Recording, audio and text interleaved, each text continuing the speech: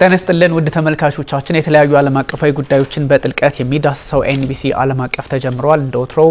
ነጻነት ላቀውና ቢኒያም ካሴ አብረናችሁ ቆይታ የምናደርግ ይሆናል። ከኛ ጋር ሆኑ። ነጻነት አለ ሁሉ መልካም አለን። እንግዲህ ዛሬ በርካታ ጉዳዮችን እናነሳለን። በተለይም መካከለኛው ምስራቅ ላይ ያሉ ጉዳዮች አዳዲስ ነገሮችን እናነሳለን። ከዛም ባሻገር የፕሬዝዳንት ዶናልድ ትራምፕ እንግዲህ ሐሳብ በተለይም ትንሽ እክል ገጥሟቸዋል እንደ አይነት ሐሳብ ያለ ወይም አብደዋል እንደ የሚል ትችት የመሰለ ነገር በፕሬዝዳንት ፑቲን ላይ የሰነዘሩት አለ። ከሱ አንፃር ያው አሁን ላይ ያለውን የፖለቲካ ግለት በስፋት እንመለከተዋለን። እኛ ትኩረታችን ይሄ አይሆንም፣ ያው ፖለቲካውን እናየዋለን። ከዛ በፊት ግን ዓለማችን ላይ በርካታ ጉዳዮች ይከሰቱ የለም ምን አለ ከሰሞኑ የሚሉትን አንስተን እንለፍ። ያ ከሰሞኑ ትኩረት አድርጌ ተከታተል የነበረው ነጥብ ሞር ከዚህ ከእስራኤል ጋር ተገናኝቶ ያሉ ጉዳዮች ነው። መካከለኛው ምስራቅ ላይ I think እሱን ከሃውቲ ጋር አብረን የምንመለከተው የሃውቲ ጥቃትም ስላለ ከሃውቲ ጉዳይም ጋር አብረን የምንመለከተው ይሆናል። ሶ የኛውን ጉዳይ I think በስፋት ትኩረታችንን የሚስብ ጉዳይ ይመስለኛል። ያ እሱን እናየዋለን። ከዛ በፊት ግን እንግዲህ ዶናልድ ትራምፕ ጎልደን ዶም የሚባለውን የእስራኤሉ የአይረን ዶም የተሰኘው የአየር መከላከያ ስርዓት የሱ የተራዘመ ወይንም ደግሞ ከፍ ያለ ቴክኖሎጂን ከዚህ በፊት ሐሳብ አንስተው ነበርና አሁን በግልጽ 24 ወይ 25 ቢሊዮን ዶላር ተመድቦለት በዛ ፕሮጀክት አሜሪካን መጠበቅ አለብን የሚል ትልቅ ስራ ላይ ናቸውና በጣም ትልቅ ፕሮጀክት ነው። ይሄ ማለት ከመሬት ላይ የሚመጣ ከባህር ከስፔስ ላይ የሚመጣ የትኛውንም አይነት አሜሪካን ኢላማ ውስጥ የሚያስገባ የሚሳኤል ጥቃትን መመከት የሚያስችል ኒውክሌርን ጭምር መመከት የሚያስችል ትልቅ ፕሮጀክት ነውና ማንም ሀገር በቀላሉ ሊያደርገው የማይችል የ25 ቢሊዮን የ24 ቢሊዮን ዶላር የመጀመሪያው ፕሮጀክት እንኳን የሚፈጅ ስለሆነ ከኮስትም አንፃር ከቴክኖሎጂም አንፃር ትንሽ ገዘፍ ያለ ነውና ምናልባት ዶናልድ ትራምፕ ይሄን ጉዳይ እሳቸው የጦር መሳሪያ እሽቅድም ደግሞ መቆም አለበት ሩሲያም ቻይናም እኛም ራሱ አሜሪካ ማለት ነው መቀነስ አለብን በጀታችንን የሚል ሐሳብ ያነሱ ባሉበት ሰዓት ነው እንደዚህ አይነት ነገሮችን በትልቅ በጀት አሜሪካን ሊጠብቅ የሚችል ከየትኛውም ጥቃት ሊጠብቅ የሚችል ጎልደን ዶም የተሰኘውን የአየር መከላከያ ስርዓት የሚሳኤል መከላከያ ስርዓት ይፋ ያደረጉትና ወደ ስራ ተገብቷል። ያ ማለት ደግሞ ይፋ ሆኗል። ከዛም ባሻገር ምንድነው የሚሆነው የህዋ ላይ እዝ አላቸው አይደል ራሳቸው ዶናልድ ትራምፕ የመሰረቱት በእነሱ ሊመራ የሚችል ፕሮጀክት ነውና ይሄ ወደ 1957 58 የሚመልስ ነው። እንደምታስታውሰው ስፑትኒክ 1 የተሰኘችው ሰው ሰራሽ ሳተላይት ስትመጥቅ ለመጀመሪያ ጊዜ ራሺያ ወደ ህዋ ስትልክ በጣም ምዕራቡ ዓለም የተደናገጠበት ጊዜ ይታወሳልና 1957 ላይ ይሄ ሆኖ 1958 ላይ አሜሪካ ናሳን ሶቪየት ህብረትን ወይም ሞስኮን ለመገዳደር በሚል ስጋቱን ለመቀነስ በሚል ናሳን እንደፈጠረችው ሁሉ አይረን ዶም ሲፈጠር ደግሞ እንደነ ሩሲያ ያሉ ሀገራት ሩሲያን ብንተዋት እንኳን አሁን እንደነ ቻይና ያሉ ሀገራት ምንድነው ስፔስ ላይ ሊያደርጉ የሚችሉት የጦር መሳሪያ ውድድሩን ወይም ደግሞ ይሄን ፉክክሩን እናቁመው ችላም በለው ያሉ የነበሩት ፕሬዝዳንት ዶናልድ ትራምፕ በአሁኑ ሰዓት ግን ይሄን ትልቅ ፕሮጀክት ይፋ ማድረጋቸው ሐሳባቸው አንደኛ ከፍ ዝቅ ማለቱን ያሳያል። ሁለተኛ ደግሞ ትንሽ ከዚህ በፊት አይተናቸው ከምናውቀው የቴክኖሎጂ ውጤቶች ትንሽ ከበድ ያለ ሁሉን ነገር ስፔስ ላይ ያለውንም ውሃ ላይ ሁሉንም ነገር መቆጣጠር የሚችል አይነት ስርዓት የመገንባት ፍላጎት አላቸውና ይሄ ትንሽ ከሐሳቡ ኮንሰፕቱን ማንጻር እንትን ሆኖ አይቻልም። የኒውክሌር ምን የተባለው ኒውክሌር ነው I don't know የኒውክሌር እንዴት ሊከላከል እንደሚችል አላቅም። የኒውክሌር ራዲዬሽን አይደል ዋናው ጉዳይ ኒውክሌር የሚያሰኘው ሶ የራዲዬሽን ቴክኖሎጂ ዋንስ ፍንዳታው አሁን የጸረ አየር ላይ ጥቃት መከላከያ ቴክኖሎጂዎች I think ከታች ወይም ከስፔስም ሆነ ከህዋ ላይ ሆነ የሚተኮሰውን ነገር መጥቶ ማፈንዳት ነው። አቅጣጫውን አስቀይሮ ሌላ ቦታ መውሰድ ምናምን ነው ስራዎቻቸውና ግን ስቲል መፈንዳቱ አይቀርም እንትኑ የተተኮሰው ነገር እና ኒውክሌር ከሆነ ደግሞ የቴክኖሎጂው እንግዲህ በምን አይነት መልኩ የራዲዬሽን የኒውክሌር ጨረርን መከላከል ይችላል የሚለው ጉዳይ I think ጥያቄ የሚሆን ይመስለኛል። ይታጠቃልም ጭምር ነው ሞር ይታጠቃልም እንደዚህ አይነት ነገሮች ያው ቴክኖሎጂን በቴክኖሎጂ ከሚል አንፃር ነው እና ኦፍ ኮርስ የሳቸው ሐሳብ ነው እንጂ በምን መንገድ ዲቴል የሆኑ ነገሮች የሉትም። ግን ዞሮ ኒውክሌርን ታሳቢ ያደረገ መታጠቅንም እንደ አይነት ጥቃቶችንም ቀድሞ ማክሸፍ አይነት ነገር ነው because ኤሪያውን መቆጣጠር ትችላለህ አንዳንድ ነገሮችን ስፔስ ላይ ያሉ ሁኔታዎችን ወይም ደግሞ ሌላውን ነገር ማየት ከቻልክ እዛ አካባቢ ላይ ያለው ስጋት ከመውደምም ሊጀምር ይችላል አክቹሊ የስፔስ ፎርስ የተባለው ቴክኖሎጂያቸው ማለት እዛቸው ላይም አንደኛው የሚሰሩበት ነገር በህዋ ላይ ማፈንዳት ኒውክሊየርን በህዋ ላይ ለምሳሌ ቢተኮስ ለምሳሌ ሩሲያ ወደ አሜሪካ ኒውክሊየር ብትተኮስ ኦብቪየስሊ ልትጠቀም የምትችለው ቴክኖሎጂዎች ምን እንደሆነ ይታወቃል ለምሳሌ ባለፈው የተሞከረው ምንድን ነበር የከባዱ እንደ ኦርሽኒክ ቢሆን ኦርሽኒክ የሚያሰኘው ባሊስቲክነቱ አይደለ ሶ በህዋ ላይ ገብቶ ነው የሚመጣው ስለዚህ በዛው በህዋ ወይም ስፔስ ላይ እያለ በዛው ተመሳሳይ ፍጥነት ሄዶ በስፔስ ላይ ማፈንዳት መቻል ነው እንግዲህ አማራጭ ከሆነም ሊሆን የሚችለውና የስፔስ ግድድር የሚባል ነገር ቅድም እንዳልከው አሁን በጣም በከፍተኛ ደረጃ ወደ ሌላ ምዕራፍ የተሸጋገረ ሀገራትም አሁን ታስታውስ ከሆነኮ በዚህ ዘርፍ ሩሲያ ከህዋ ላይ ሆኖ መተኮስ የሚችሉ የተለያዩ ቴክኖሎጂዎችን ወደ ህዋ መጠቀች ተብላ በጣም ተከሰሳለች አሜሪካም በተመሳሳይ እንዲሁ ከዚህ ስፔስ ፎርስ ከሚባለው ጋር በተደጋጋሚ ስሟን ያነሳሉ እና በመድር ላይ ያለው የንትን ነገር አልበቃቸው ብሎ መገዳደር በመድር ላይ ያለው ጦርነታቸው በእጃዙርም ይሁን ያው በቀጥታ ብዙም ስለማናይ እሱ ነገር አልበቃቸው ብሎ አሁን ደግሞ በስፔስ ወይም ህዋ ላይ የጦር መሳሪያ እስከመቅጠም የጦር መሳሪያ እስከማስፈር ድረስ መድረስ አይ ቲንክ በቀጣዩ ዘመን ልናይ የምንችለው የጦር መሳሪያ ግድድር ወይም የኮልድ ዋር ሁለተኛ ምዕራፍን የምናይ ከሆነ ወይም እንደዛ ልንመለከት የምንችል ከሆነ የድረስ ሊሄድ እንደሚችል የጦር አውድማው ድሮን አፍጋኒስታን ነበሩ አይደለ የሆነ የጃዙር ሊባል የሚችል ጦርነት የሚከናወኑባቸው ይሁን የተወሰኑ ሀገራት ናቸውና አሁን ደግሞ ስፔስ እየሆነ ነው ሶ ያ ነገር ትልቅ የዓለም ስጋትን ይዞ ነው የሚመጣው በተመሳሳይ ሰዓት ቢያስባለው ኦሬዲ የሁላችንም መሬት ላይ ያለውም የጦርነት ሁኔታ በርግጥ ባንድም በሌላም መንገድ ጫና የሚፈጥር እንደሆነ ይታወቃል ይሄኛው ደግሞ አንዳንዴ ቦታ ይዘም አለመጠበቅ አንዳንዴ ቴክኖሎጂካሊ ኢኩዊፕድ አለመሆንም ሊያመጣቸው የሚችሉ ጣጣዎች ናቸው ዞሮ እንደው ትንሽ ነገሩ ግራጋቢ የሆነው ዶናልድ ትራምፕ ለጦር መሳሪያ የምናወጣው ወጪ እየተቀነሰ ወደ ሰላም እንዞራለን የሚል በቤጂንግም በሞስኮም ላይ ጫና ፈጥራለሁኝ በጀት እስከ መቀነስ ደርሳለሁ እያሉ ባለበት አጋጣሚ በጣም በትልቅ ረብጣ ቢሊዮን ዶላር እንዲህ አይነት ፕሮጀክት አሜሪካን የምታህል ሀገር ኦፍ ኮርስ መሬቷም ሰማያም ሁሉም ነገር መጠበቅ እንዳለባት ይታወቃል ግን ሐሳባቸው መቀነስ አለብን ካሉ በኋላ ይሄን አስቸጋሪ ያው ከአሜሪካ አንፃር መልካም ሊሆን ቢችልም ግን ፈታኝ ነው እና ሰሜን ኮሪያም በዚህ ጉዳይ ላይ አስተያየት ሰጥተዋል አሜሪካም ቻይናም ሩሲያም በዚህ ጉዳይ ላይ ሐሳብ ሰጥተዋልና ዞሮ አሁን እንዲህ አይነት ነገር ስፔስ ላይ ደግሞ የሩሲያ ፖለቲከኞች የሩሲያ ሰዎች ሳይንቲስቶች መታቀው ነው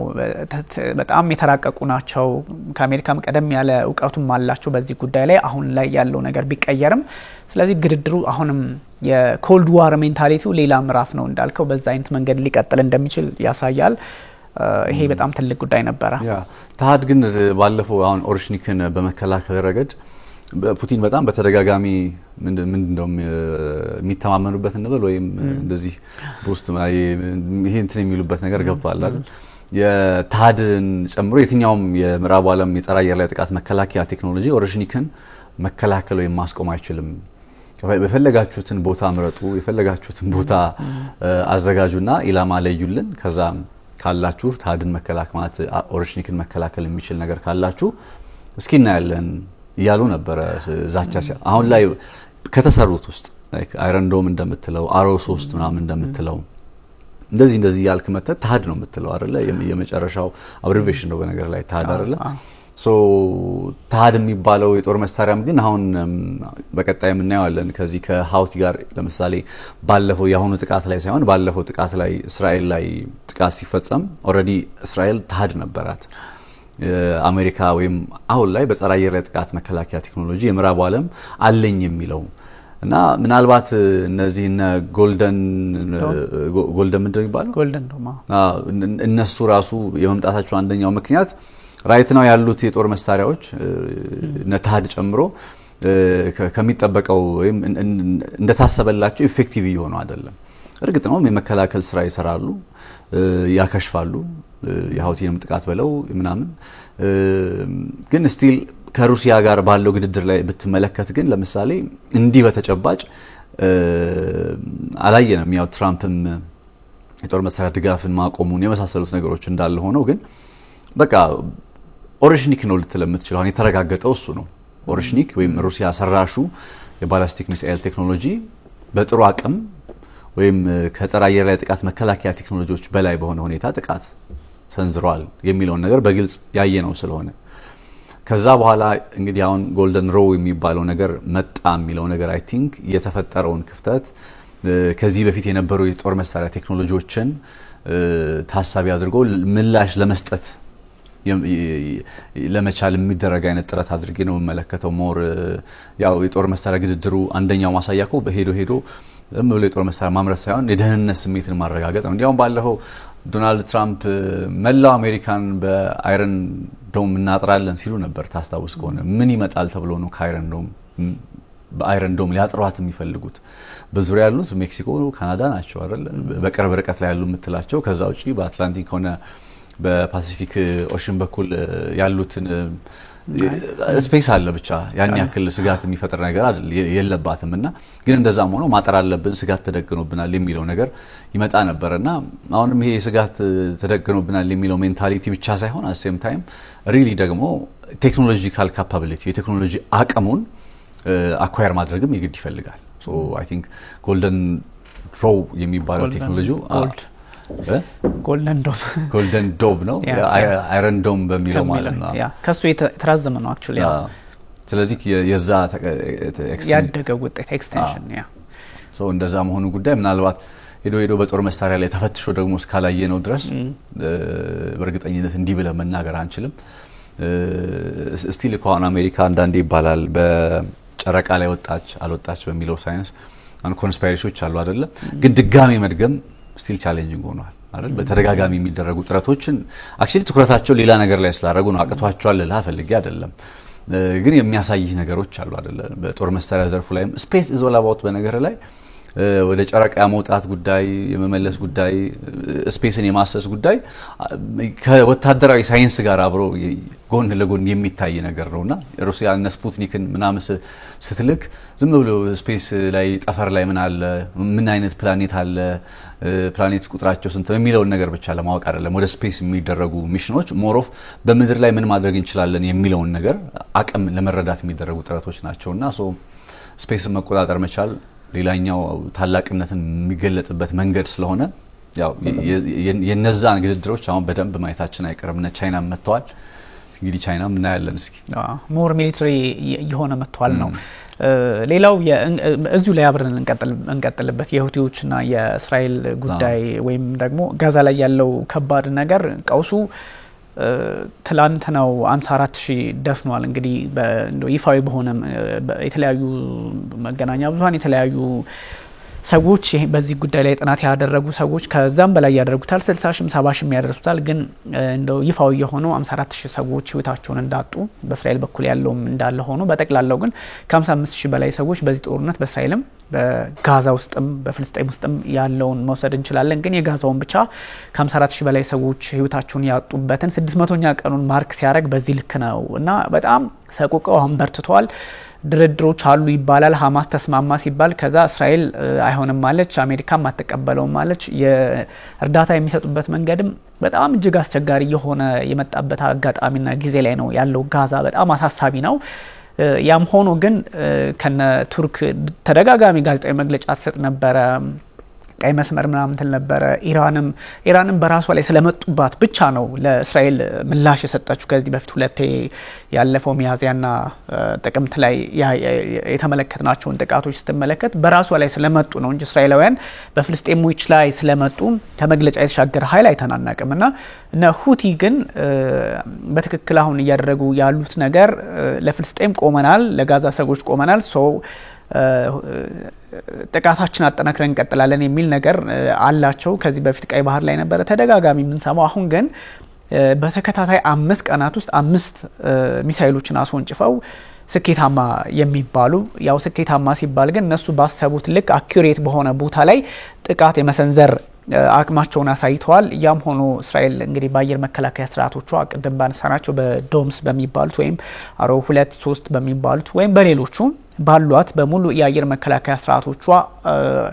አየር ላይ አክሽፋቸዋለሁ ብላለች። እሱ እንዳለ ሆኖ ግን በየትኛውም ኃይል አየር ላይ ሲከሽፉ የተለያዩ እንቅስቃሴዎችን ልንመለከት ብንችልም ግን የሁቲዎች ጥቃት ያን ሁሉ ኪሎ ሜትር ከ1700 ኪሎ ሜትር በላይ ተንቀሳቅሰው ጥቃት መሰንዘር የቻሉበትን አጋጣሚ ስንመለከት እጅግ የአኩሬሲው ነገር ጥያቄ ውስጥ የሚገባ ነው። በሁቲ ቴክኖሎጂ ነው ወይ እነዚህ ሚሳኤሎች ክሩዝ ባሊስቲክ ጭምር ናቸውና እነዚህ ሚሳኤሎች ኦፍ ኮርስ ኢራን ድጋፍ እንደምታደርግላቸው ይታወቃል። የኢራን ድጋፍ እንዳለ ይታወቃል። ግን የኢራን ድጋፍ ብቻ ነው ወይ እስክትል ድረስ ጥያቄ እንታነሳ ያረጋል። አንደኛ ኢላማውን የጠበቀ ነው ሲባል ዴቪድ ቤንጎሪዮን አየር ማረፊያ ላይ ደርሶ የሆነ ፕሌን ስላልመታ የሆነ ወይም ደግሞ ቴልአቪቭ ውስጥ ከዚህ በፊት አድርገውታል። በርግጥ የሆነ ጉዳት ስላላየም ብቻ ሳይሆን የፈለጉት ቦታ ላይ ወደዛ አቅጣጫ ማስወንጨፍ መቻል የእስራኤልን ቴክኖሎጂዎች ፈትኖ ምንም እንኳን ቢከሽፉም በዛ ልክ መሄድ መቻላቸው ይሄን ቴክኖሎጂ ማን ነው ያስታጠቃቸው የሚል ጥያቄም ታነሳለ። ሁቲ ኮንቬንሽናል ዋር ላይ ታውቃሉ፣ ጎበዞች ናቸው። ከዚህ በፊት 9 አገራት ጋር ተፋልመው ያገኙትን ውጤት እናውቃለን። ከዛም በፊት የመን ያላትን ታሪክ ዝም ብለህ ስትመለከት በዚህ በመደበኛው ጦርነት በኮንቬንሽናል ዋር ጥሩ እንትን አላቸው እና አሁን ባለው ሁኔታ ግን ባለው ቴክኖሎጂ ሁቲዎችን ዳር ሚሊሺያስ አርለ አንዳንዴ መረሳት የሌለበት ሞዲፊኬሽን የሚባለው ነገር ወይም ደግሞ ያገኙትን ቴክኖሎጂ ወደ ራሳቸው ቀይረው አስተካክለው ሪሼፕ አድርገው ጥቃት መሰንዘር የሚችሉበትን አጋጣሚ እንደሚፈጥሩ ይታወቃል። ይሄ እንዳለ ሆኖ ከኢራን ያገኛሉ፣ ግልጽ ነው። ይሄኛው ግን ዩክሬን ውስጥ ያለው ነገር መታወቀው ነው። ዩክሬን የጦር መሳሪያ ሰጥቷት እኮ ማስወንጨፍ አቅቷት ያስቀመጠቻቸው አሉ ወይም ደግሞ የምዕራቡ ዓለም የሰጧት ሀገራት ሄደው ነው የሚያስወነጭፉት አይደለ? ብዙዎቹን አታክምስ ላይ ስልጠና ሲሰጣቸው የነበረውን ነገር ምናቀው ነው። እዛ አውሮፓ ያለች ሀገር እንኳን በዚህ ልክ አንዳንድ አኩሬትሊ ጥቃት መሰንዘር የሚችሉ መሳሪያዎችን አክሰስ ማድረግ ስትቸገር እንመለከታለን። እነሱ ግን አምስቱንም ለተከታታይ 5 ቀናት ያስወነጨፉትን እንኳን ስትመለከት ያሰቡት ቦታ ላይ ሄደዋል። ያው አየር ላይ ቢከሹም ግን አቅጣጫውን ሄደዋል ወይም ደግሞ ያሰቡበት ቦታ ላይ ያን ሁሉ ኪሎ ሜትር ተጉዞ ጥቃት መሰንዘር ችለዋልና ከዚህ በፊት አንተና ውጭ ላይ ስናወራው እንደነበረው ሩሲያ የሆነ ያው ምዕራቡ ዩክሬን ላይ ጫና ሲያሳድርባት በተለይም የነ ማናቸው የባይደን አስተዳደር ጫና ሲፈጥርባት በነበረው ወቅት ዩክሬንን ሲደግፉ እሷ ደግሞ በዚህ በኩል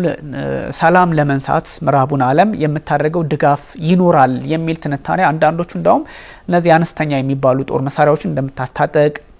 እነ the Wall Street Journal መረጃ ሲያወጡ ነበርና እንደዛ አይነት ነገሮች ይኖር ይሆን ወይ የሚል ጥያቄ የተነሳብኝ አለ። ምክንያቱም አኩሬትሊ ነው ጥቃት የሚሰነዝሩት፣ መክሸፍና ለመክሸፉ አይደለም። ኦፍ ኮርስ ያን ሁሉ የአየር መከላከያ ስርዓት ጥሰው ከገቡ ያ ጦር መሳሪያ እንደ ኦርሽኒክ አይነት ትንሽ ወሰብሰብ ያለ ቴክኖሎጂ የታጠቀ ሶፊስቲኬትድ የሆነ አይነት ነገር እንዳለው ግምት ውስጥ ልታስገባ ትችላለና ሁቲዎች እጅግ የተጠናከረ ጥቃት የሰነዘሩ ነው፣ ግን ጉዳት አላደረሱም እስካሁን። እንደዛም ሆኖ እንዳጠቃላይም ከጥቃቱ ከተጀመረ ወዲህ በሁቲ በአሁኑ ጥቃት ብቻ ሳይሆን የእስራኤል ጦርነት ከተጀመረ እስራኤልና የጋዛው ጦርነት ከተጀመረ ወዲህ በሁቲ አማካኝነት እስራኤል ላይ ጥቃት ተፈጽሞ የደረሰ ጉዳት ምን ያክል ነው ቢባል ያው ቁጥራዊ እንትኖቹ አነስተኛ ነው የሚሆኑት ፊገራቲቭሊ ከተመለከታቸው ሰዎች ምናምን ተጎድተዋል እንደዚህ ጉዳት ሱማው እና ከተሞች ለምሳሌ እነ ቤንጎሪዮን ኤርፖርት መምታት ትልቁ ሲምቦል ምን መሰለ የባለፈው ማሁን ከኢራን አኳያ ኢራንና እስራኤል በጦር መሳሪያ ልውውጥ ውስጥ በነበሩበት ጊዜ ስናነሳ የነበረው ፖይንት እስራኤል በጣም ጠንካራ የጸረ አየር ላይ ጥቃት መከላከያ ቴክኖሎጂ እንዳላት ይታወቃልና ትልቁ ፖይንት ግን የኢራን የአየር ላይ ጥቃቶች ቴልአቪቭ መድረስ መቻላቸው ነው። ከዛ በኋላ ምን ልታደርግ ትችላለች ብሎ ማሰብ ነው ስንል እንደነበረው ማለት ነው። ሁቲም የሚተኩሳቸው የጦር መሳሪያዎች አሉ። እነዛ የጦር መሳሪያዎች በአየር ላይ የሚያከሽፏቸው የመሳሰሉት ነገሮች እንዳሉ ሆነው ግን ሄደው ቴልአቪቭን መምታት የሚችሉ ጥቃቶችን እየሰነዘረ ነው። ቤንጎሪዮን ኤርፖርት ላይ ባለፈው ጊዜ የሰነዘረውን አይነት ጥቃት መፈጸም እየቻለ ነው። ይህንን ማድረግ መቻሉ በሌላ ቋንቋ ምን ማለት ነው? ወደፊት ይሄ ቡድን ጠንከር ብሎ የጦር መሳሪያ አቅሙ እየጠነከረ ሲመጣ ከነ ኢራን ጋር ያለው የጦር መሳሪያ አጋርነት በኢራንና በእስራኤል መካከል የሚኖር ጦርነት በተጠናከረ ቁጥር ሀውቲ በዚህ ደረጃ ሊጫወት የሚችለው አቅም ሊጫወት የሚችለው ሚና ምን እንደሆነ ነው የሚያሳይ። አሁን እኮ እነሱ ራሱ ከፍልስጤም ሰዎች ጋር ያለንን ውግንና እናሳያለን ብለው በቀን አንድ ነው የሚተኩሱት። ኢማጂን ግን በኢራንና በእስራኤል መካከል ጦርነት ቢፈጠር ሀውቲ በቀን አንድ ብቻ እየተኮሰ ሊቆም አይችልም። because ሀውቲ የኢራን ውጤት እንደሆነ ስለምናውቅ ወይም በኢራን የሚደገፍ ቡድን እንደሆነ ስለምናውቅ በቀጠናው የኢራን አክሰስ እንደሆነ ስለሚታወቅ እና ሞር መልእክት እየላከ ነው ብዬ ነው የማስበው ራይት ናው ሀውቲ እንጂ ሄዶ እስራኤል ላይ አሁን እየተኮሳቸው ያሉ እንትኖች በጉዳት ደረጃ ያን ያክል ጉዳት የማያደርስባቸው ከሆነ ምንድነው እያደረገ ያለው? ከዛኮ የሚመጣበት ዲስትራክሽን ደግሞ እስራኤል እኮ መልሳ ያጸፋ ምላሽ ስትመልስ የምትወስደው ያጸፋ ምላሽ በጣም ጠንካራ ነው። ሶ ሀውቲ እንደዚህ ጥቃት በመሰንዘሩ ምንድነው እያደረገ ያለው ስትል መልእክት እያስተላለፈ ነው ያለው። because ጠንከር ያለ ጦርነት ውስጥ ቢገቡ ለምሳሌ ሀውቲና እስራኤል or ኢራንና እስራኤል በተለይ ወደ ጠንካራ አይነት ጦርነት ውስጥ ቢሸጋገሩ እንደ ሀውቲ የመሰለ ቡድን አሁን ራይት ናው የቀረው ምሱ ስለሆነ ከኢራን አክሲስ ያው ሂዝቦላ ሐማስ ምናምን የመሳሰሉት ከዚህ ቀደም ከነበራቸው አቋም አንፃር ስለሚታወቅ ሀውቲ ነው ጠንከር ብሎ የቀጠለው። ስለዚህ ይሄ ቡድን ሊጫወት የሚችለው ሚና ምንድነው? ሞር እያሰብኩ የነበረው ነገር ይሄ ጥቃቶቹ መደጋገም ጋር በተገናኘ ታይሚንጉን እያሰብኩ ነበር በተወሰነ መልኩ ባለፈው በዚህ በቤንጎሪዮን ኤርፖርት ላይ ጥቃቱ የተፈጸመ ሰሞን በዚህ በኢራንና በአሜሪካ መካከል የድርድር ማድረግና እስራኤል የምታወጣቸው እንዲጥቃት ሰነዝራለሁ ማለት የሚለውን ነገር የምታወጣበት አጋጣሚ ነበረ። አሴም ታይም አሁንም ያው የአምስተኛው ዙር የኢራንና ድርድራቸው ተከናውኖ ከዛ እስራኤልም ያው ባለፈው ሳምንት እንዳወራ ነው ኢራን ላይ ጠንካራ ጥቃት ስለመሰንዘር በተደጋጋሚ እንደዚህ ያወራች ያለችበት ጊዜ ነበርና በዚህ አይነት ታይሚንግ ፍሬም ውስጥ ሀውቲ ሊተከታታይ በቀን አንድ ቢሆንም ወይ በ5 ቀናት ውስጥ በአምስተኛ ተከታታይ ጊዜ እንዲህ አይነት ጥቃቶችን መሰንዘሩ ሁለት መልእክቶችን ነው የሚያስተላልፈው። አንደኛው ያው ስቲል ለፍልስጤማውያን ያለውን አጋርነት ለፍልስጤማውያን በጋዛ ሰዎች ላይ እየደረሰ ያለው ሰቆቃ መቆም አለበት የሚለውን ድምጽ ማሰማት አሰም ታይም ደግሞ ከኢራን ጋር ባለው የእስራኤል ውጥረት ሀውቲ የተዳከመ ቡድን እንዳልሆነ because አንደኛ ኢራን አሁን የምትሳለው ኢራን ደካማ ነች ሲባል አንደኛ የሚስሉበት መንገድ አክሲስ ኦፍ ሬዚስታንሶቿ እንደቀድሞ አይደሉም ነው እውነት ነው። እንደነ ሀውቲ ማለት እንደነ ሂዝቦላ ኢስላሚክ ጂሃድ ሶሪያ ውስጥ ያሉት እነ ካታይብ ሂዝቦላ እንደዚህ እንደቀደመው አይደሉም። ሶሪያ ውስጥ ያለው የበሽር አሳድ መንግስት የለም። ስለዚህ it is true በዚህ ሁሉ መካከል ግን አሁን the only one ሰርቫይቭ ያደረገው ወይም ጠንካራ ሆኖ ስቲል የሚታየው ሀውቲ ነው። ስለዚህ ሀውቲ አለ ጠንካራ ስቲል እንደቀደመው ባይሆንም እንኳን እንደነ ሂዝቦላ እንደነ ካታይብ ምናምን የመሳሰሉት ቡድኖች እንዳሉበት ጊዜ አይነት ጥንካሬ ባይሆንም እንኳን ስቲል ግን ኢራን በዚህ በቀጠና ላይ አሁንም እንትን እንዳላለች በቃ እነሱ እንደሚያስቡት የተዳከመች ሀገር እንዳልሆነች የሚለው መልእክት ለማስተላለፍ ጥረት የሚያደርጉበት ይመስለኛል የዚህ የሀውቲው በእስራኤል ላይ የተፈጸመ ያለው ጥቃት እንጂ ቅድም እንዳልኩ ነው what exactly ምንድነው አቺቭ የሚያደርጉት እስራኤል ላይ ያውም እንግዲህ አስበው አኩሬት ነው ጥቃታቸው ቅድም እንዳልከው የሚሳኤል ቴክኖሎጂያቸው ከዚህ ቀደም እንዳየናቸው በጣም ከጊዜ ወደ ጊዜ እያደገ ነው የመጣው። ብዙ ነገር መተኮስ ይችላሉ ገብቷል። የሚሳኤል ምንድነው ክምችታቸው የጦር መሳሪያ ክምችታቸው ጥቂት የሚባል አይደለም። እንደነ ሂዝቦላ እንደው በቁጥራዊ መረጃውን በትክክል በመቶ ሺዎች ባይገመት እንኳን ስቲል ግን ጉዳት ማድረስ የሚችል አይነት አቅም አለው ቡድኑ እና በዚህ ሁሉ መካከል ታዲያ ለምንድን ነው እንደዚህ በቀን አንድ የተኮሰ የሆነ ነገር ማለት የሚፈልገው እሱም ቢከሽፍበትም እንኳን የሚለው ነገር ስትጠይቅ አብረል ተመለከተ የምትችለው ነገር ሪጂናል የኃይል አስተላለፍ ቀጠናዊ የኃይል አስተላለፉ ላይ ሀውቲ ምን አይነት ሚና ሊጫወት እንደሚችል በተወሰነ መልኩ እንትን የሚያደርግ የሚያሳይ ይመስለኛል። ሌላኛው የጦር መሳሪያ አቅሙን በተመለከተ ቅድም ጥያቄ ይፈጥራል። እውነትም እንዴት ነው ይሄን አይነት አቅም እንዴት ነው? በነገር ላይ አሜሪካዎች ራሱ አሁን ትራምፕ የባለፈውን ጥቃት ከማቆሙ በፊት የጀመረ ሰሞን ላይ እንዳጠቃላይ አንድ ዘገባ ያየው ነበርና ዘገባው የሚለው ከፍተኛ የፔንታጎን ወታደራዊ ጀነራል ናቸውና የሃውቲ ወታደራዊ አቅም ራሱ አሜሪካዎችን ጭምር የሚያስጨንቅ ነው እና አንደኛውም ያን ያክል ጠንካራ የሆነ እንግዲህ ለቀና ለምንድነው ለወራት ነው ሃውቲ ላይ ኮዘመቻ እንዲፈጽሙ የተገደዱት እነ ዶናልድ ትራምፕም የቡድኑን ለማዳከም ነው ቡድኑን በተቻለ መጠን እንደነ ሂዝቦላ ምናምን ለማድረግ ነው ጥረት የተደረገው ምን ያክል እነዛ ጉዳቶች ደርሰዋል ታይደርሱ ቀሩ የሚሉት ነገሮች እንዳለ ሆነው ግን አሴም ታይም ደግሞ ዶናልድ ትራምፕ ታስታውስ ከሆነ ድንገት ነው ከሃውቲ ጋር ስለመደራደር የነገሩ እንዲያውም አይ ቲንክ አንተ ነበርክ ብሬክ ያረክልኝ ለኔ ዜናውን በቃ ድንገት ነው የተሰማው እና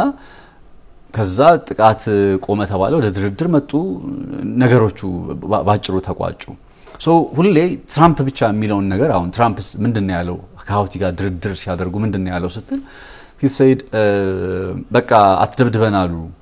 ከዚህ በላይ አንችልም አሉ በቃ እናቆም እኛም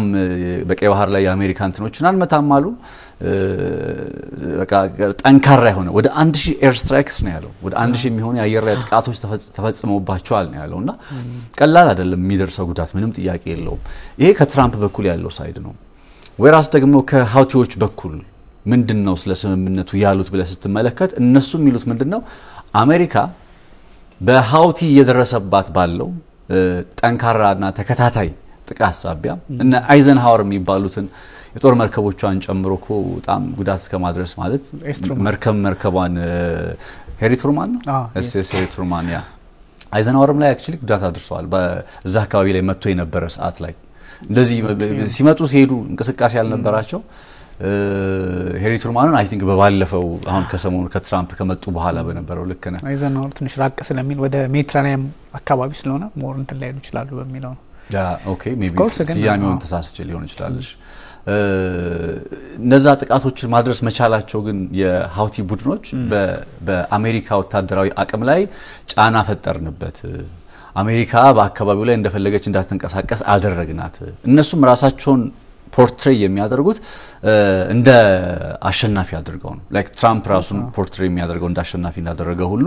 አዎ በቃ ተሸንፈን ነው ሊሉ አይችሉም የሚጠበቅ ነገር ነው ትራምፕም ደግሞ ጉዳት ቢደርስበትም እንኳን አዎ ጉዳት ደርሶብኝ ነው ሊል አይችልም አንድ ማወቅና መረዳት የምንችለው ግን እንደ ገለልተኛ ሆነ ስትመለከተው አንደኛ የሃውቲ ቡድን አቅም ዝም ብሎ በቃ ምንም አያመጣም ብለህ ልትለው የምትችል እንዳልሆነ እንደ ሐማስም አይደለም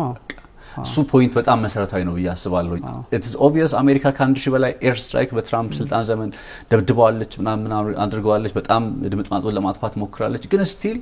በዛ ቀጠና ላይ የሚንቀሳቀሱ የአሜሪካ የጦር መርከቦች ላይ ጥቃት ማድረስ እንደሚችል ሴሪ ቱርማንን ጭምርኮ ዲያውም በአንድ አሜሪካ በሃውቲ አየር ጥቃት እኮ አንድ F35 የጦር ጀት ነው ምናምን ሰጥሟል እኮ ከጥቃት ለማምለጥ ጥረት በሚያደርጉበት ጊዜ ፖዚሽኑን እንደመጋጨት ብሎ ሰጥሟል ግን ምንድነው ኮዙ ብትል ሃውቲ ሰነዝረው ጥቃት ነው ሃውቲ ጥቃቱን ሲሰነዝር ኦሬዲ ቢቆዩ ዛ ቦታ ላይ ሊመታ ይችል ነበር ኦሬዲ ኢላማ ውስጥ ገብቷል ዴን ከዛ ለማምለጥ ከዳውዲ ሲሉ ነው የጦር ጀቱ የሰመጠው ሶ እንዲቀላል ቡድን አይደለም የሃውቲ ቡድንና ይሄኛው ፖይንት ከሃውቲ ጋር በጣም ዘለግ ያለ ጦርነት ውስጥ መቀጠል እንዳልኩ ነው ምናልባት 1000 ጊዜ ሞክሮ አንዴ ሊያሳካ ይችላል ኤስኤስ ሃሪ ትሩማንን መርከቡን ማለት ነው ጥቃት አደረሰ ስንል በነገር ላይ ራሱ መርከቡ ላይ አይደለም ላይክ በዙሪያው ፕሮቴክት የሚያደርጉትን አነስተኛ የጦር መርከቦች ነው ግን በአንድ ስያሜ ስለሚጠሩ ነው አይደል እና ግን አንዴ ግን ማሳካቱ አይቀርም 1000 ጊዜ ሞክሮ ምናምን ጊዜ ሞክሮ ብቻ አንዴ ግን ማሳካት የሚችልበት አቅም አለው ሌላው አንድ ብርጌድ እንደወደመ ቁጠረው ከዛም በላይ ነው እንዴ እንደው ሚኒመም አድርገህ ታስበው ነው እንደው ይሄኛው ፖይንት እና ሶ የሃውቲ ወታደራዊ አቅም ቀላል እንዳልሆነ አሜሪካንስ ኢቭን አንደርስታንድ ያቃሉ ቅድም የነገርኩ የፔንታጎኑ ባለስልጣን ያንን ጉዳይ ነው የሚናገረው በቃ ቀላል ቡድን አይደለም ሃውቲ እና ምንድነው የወታደራዊ ሴክሬቱ ሚስጥር ብለው አሜሪካዎቹ ሊያጠኑ ሞከሩና የመጀመሪያው የወታደራዊ ስኬቱ ሚስጥር ብለው ያስቀመጡት ነጥብ ምንድነው የሞዲፋይ የማድረግ ጉዳይ የጦር መሳሪያዎችን ከኢራን ያገኛል ግን ከኢራን ማግኘቱ አይደለም አስገራሚ የሚያደርገው እዛው በራሱ ቴክኖሎጂ ሞዲፋይ ያደርጋቸዋል ለምሳሌ የሆነ ፓሌስቲን 2 ያለ የሚጠራው የጦር መሳሪያ አለ ለምሳሌ ፓሌስቲን 2 በዛው በሃውቲ ሞዲፋይ ተደርጎ እዛ ውስጥ የተሰራ ነው ባላስቲክ ሚሳኤል ነው በነገር ላይ ባላስቲክ ማለት ሞሮፍ ከምንድነው ይሄኛው የጦር መሳሪያ ምንድን ነበር ክሩዝ ሚሳኤል ከሚባሉት የተለየ የሚያደርገው ከፍ ባለ ርቀት ውስጥ ከፍ ባለ ማለት ከመሬት ከፍ ባለ ከፍታ ላይ ሆኖ ወደ ኢላማው መሄድ የሚችል በቀላሉ በራዳር ዲቴክት ለመደረግ የሚያስቸግር መሆኑ እነዚህ ቴክኖሎጂዎች ናቸው ባላስቲክን የበለጠ አሳሳቢና ጥቃት አድራሽ የሚያደርጉትና ሶና ፓሌስቲን ሁለቱም ምናም እንደዚህ ብቻ ብዙ የሚዘረዝሯቸው አሉና ከዛ ሞዲፋይ ሲያደርጉ ደግሞ ከኢራን ብቻ በሚያገኙት አይደለም በሶቪየት ዘመን ጊዜ ከተሰሩ የሩሲያ የጦር መሳሪያዎች ከቻይና በቀደመችው እንግዲህ ቻይና በኮሙኒስቷ ቻይና ጠንካራ ወታደራዊ አቅም እንኳን ልንለው ባንችልም ግን በቻይና እንበለው በጥቅሉ በቻይና ወታደራዊ ስሪት በተሰሩ እንግዲህ በቀደሙት አመታት በ80ዎቹ በ90ዎቹ በ2000ዎቹ መጀመሪያ አካባቢ ላይ የተሰሩ ቴክኖሎጂዎችን እነዛን ሞዲፋይ ያደረጉ እንደ አዲስ ያዘመኑ ወይም ለሚፈልጉት አላማ ያዋሉ ነው ጦር መሳሪያውን የሚጠቀሙት ዳስ አስቸጋሪ የሚሆነው አንደኛው ምክንያት ተብሎ ይገለጻል እንግዲህ እኔ ያልኩት ሳይሆን ራሳቸው የፔንታጎን ሰዎች የሚያቀርቡት ምክንያቱ ለምንድን ነው ሀውቲ በዚህ ደረጃ አስቸጋሪ ሆነ በሚለው ጉዳይ ላይ በተመለከተ ከሚቀርቡ ምክንያቶች ውስጥና እነዚህ ነጥቦች እንግዲህ ጠንካራ ወታደራዊ አቅም ከዛ ጊዜውን የሚመጥን ወይም ከጊዜው ጋር አብሮ የሚሄድ የጦር ቴክኖሎጂን እንዲኖረው አስችሏል እነዚህ ምክንያቶች ስቲል ቡድኑ በዚህ ቀጠና ላይ ስትራቴጂካሊ ሆኖ እንዲቀጥል አይ ቲንክ ምክንያት ናቸው ያስባለሁ የዛ አካባቢም ያው በቀይ ባህር ጠረፍ አካባቢ በደንብ የሚንቀሳቀሱ ኃይሎች ስለሆኑም ስትራቴጂካሊም ወሳኝ ቦታም ናቸው ከእስራኤልም ትንሽ ራቅ ማለቱ ልክ ብቅንቅ አይደለም ሶሪያ ውስጥ እንዳለው ኃይል ወይ ደግሞ ሊባኖስ ውስጥ ወይ ደግሞ ፍልስጤም ጋዛ ውስጥ እንዳለው ኃይል አይደለም እስራኤል ጠንከር ብላ ሄዳ ጥቃት ለመሰንዘርም ርቀቱም በመሃል ላይ ያሉ አንዳንድ ችግሮችም ፈተና ስለሚሆኑ እሱም አንደኛ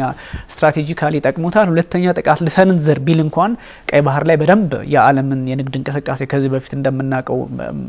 በጣም ዲስራፕት ማድረግ ስለሚችል ተፈጥሮ ማድለዋለች ከዚህ በፊት እንዳልከው ጥሩ ልምድ ያለው ነው ከኮሙኒስቱም ከምኑም ጋር አብሮ ይሰራ ነው ያው እንደ የመን ዝም ብለስ ታስበው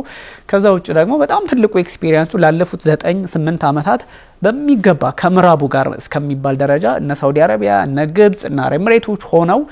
አንድ ሁቲን ማጥፋት አቅቷቸው እንደውም ሁቲ አብዛኛውን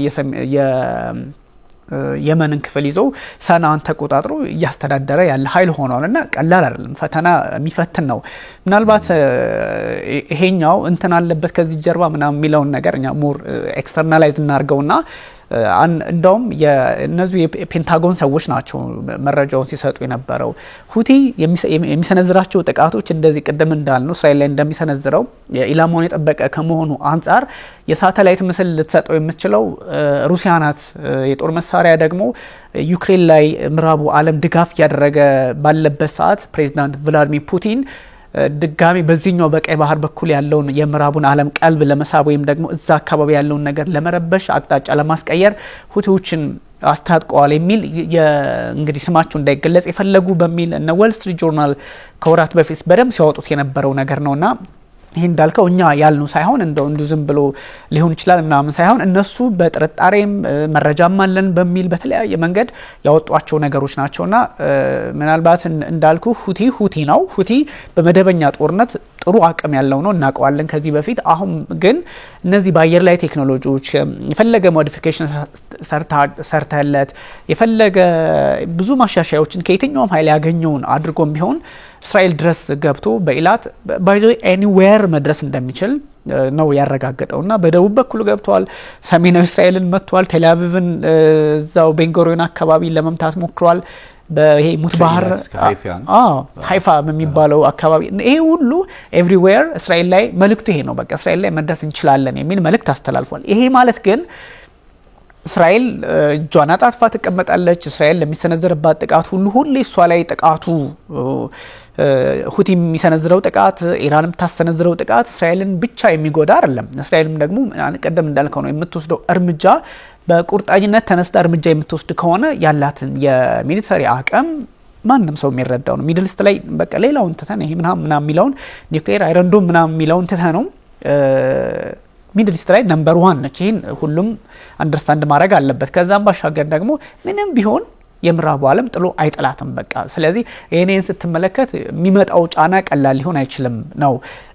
እና ምን ነገር አርጓል ብትለኝ ትልቅ አንተ እንዳልከው ጋራለው በጣም ትልቅ መልእክት በቃ the biggest የሚባል መልእክት ለእስራኤል አንደኛ እስራኤል መካከለኛው ምስራቅ ላይ ምን አይነት ኢሜጅ ነበራት በቀላሉ የማትጠቃ ምናምን ነበር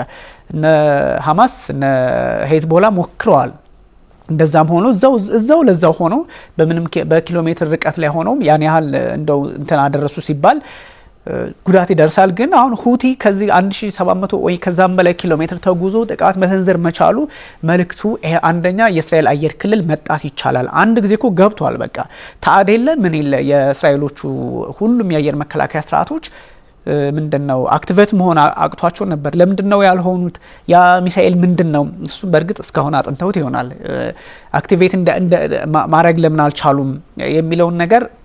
ጥያቄ ውስጥ የሚያስገባ ነው መልእክት ልኳል ሁለተኛ ደግሞ የሃያ ሳሬ የሚሊተሪ ስፖክስማኑ ሲናገሩ የሚያስቁት እሳቸው ምንድነው ያሉት ከዚህ በኋላ የቤንጎሪዮን አየር ማረፊያ በሰላም የአየር ክልሉ በሰላም አውሮፕላን ገብቶ የሚወጣበት አይሆንም ነበር ያሉት በእርግጥም ያን አድርገዋል ብሪታንያ እስከ ሰኔ መጨረሻዎቹ ድረስ ወደ እስራኤል በረራ አላደረግም የብሪታንያ ኤርላይንስ የሚባለው አላደረግም ብሏል ስለዚህ ይሄን ትልቅ ለውጥ ትልቅ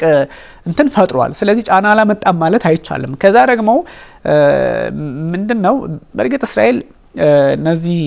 አሁን ለምሳሌ የእሁዱ ወይ የሰኞ ጥቃት ላይ ቅድሚያ እነዚህ ሳይረኖቹ ወይንም ደግሞ ያደጋ መጥቷል ድምጽ የሚሰጡት መሳሪያዎቿ ድምጽ ከማሰማታቸው በፊት ፑሽ ኖቲፊኬሽን የሚባላል ስልካቸው ላይ ሰዎች ከ4 ደቂቃ በፊት አደገኛ የሚሳኤል ጥቃት እየመጣባችሁ ነው የሚል ኖቲፊኬሽን ደርሷቸው ነበርና ወደ መጠለያ ወደ አላርላ እስራኤል ሁሉም ነገሯ መጠለያ ነው እና እዛ ውስጥ እንዲገቡ አድርገዋልና ምንድነው ያሉት የሃያ ሳሬ ምሳቸው እንግዲህ የሚጠቀሙት ዛዮኒስት የሚለውን ቃል አይደል እነሱ የሚጠቀሙት እዛ አካባቢ ያሉ ጽዮናውያኑ ሚሊዮንስ የሚቆጠሩ ጽዮናውያኑ ሚሳኤል እንመታለን ብለው ሲሯሯጡ ሲሸሹ ምናምን እንደዚህ አይተናል ሳይኮሎጂካል ዋርፌር እንደዚህ አይነት ነገር ሲሰጡ ነበርና ኦፍ ኮርስ እንዲህ አይነት ነገር ፈጥረዋልና ይሄን ሁሉ ስትመለከተው ወዴት ሊወስድ ይችላል ሁቲ በጣም ጠንካራ መሆኑን የምታየው አንድ በጣም ግዙፍ ኃይል ሴንትኮም የአሜሪካ ማዕከላዊ እዝ የሚባለውን 21 ሀገራትን የሚያካልል መካከለኛው ምስራቅን እንደፈለገ የሚያተራምስ ቅድም በጠራናት ነሃር ኤስትሩማን እንትኖች መርከቦች መካከለኛው ምስራቅና ኢራንን ሳይቀር የምታተራምስ ሀገር እሷን ቀንሶ የአሜሪካን ማዕከላዊ እዝ ቀንሶ ነው አሁን ከእስራኤል ጋር የተፋጠጠው እንዴት ነው የቀነሰው ቅድም ባልከው መንገድ ነው እንዳስነኩኝ አነካቹም አሸናፊው ማን ምናምን ብዙም ማያስኬደን እንትን የምንለው ነገር የለምና ይሄን አድርጎ ዲፕሎማቲካሊም ተሳክቶለታል እንደ የሚል ጥያቄም ታነሳለ ዲፕሎማሲም ባትለው ግን አሜሪካን የምታህል ሀገር ትንሽ ከእስራኤል ገለል ብላ እኛ እናንተን አንመታም የእስራኤልን ግን እንመታለን የሚል አቋም በግልጽ አራምደው ከአሜሪካ ጋር እኮ ተነጋገርን ሲሉ እስራኤልን አይጨምርም ነው ያሉት እስከዚህ ደርሰዋልና ትልቅ መልእክት የሰጠ ነው ግን ይህ ሁሉ ሲባል አንዱ ኃይል ገዝፎ የሚታይበት በተለይም ደግሞ እስራኤልን ማኮሰስ አይደለም ይሄ የማኮሰስ ምናምን ሳይሆን ከዚህ በፊት የነበረውን ነገር ስለምናቀው እስራኤል መካከለኛው ምስራቅ ላይ ማን ነው ወንድ የሚነካት ነው አይደለም የሚባለው ግን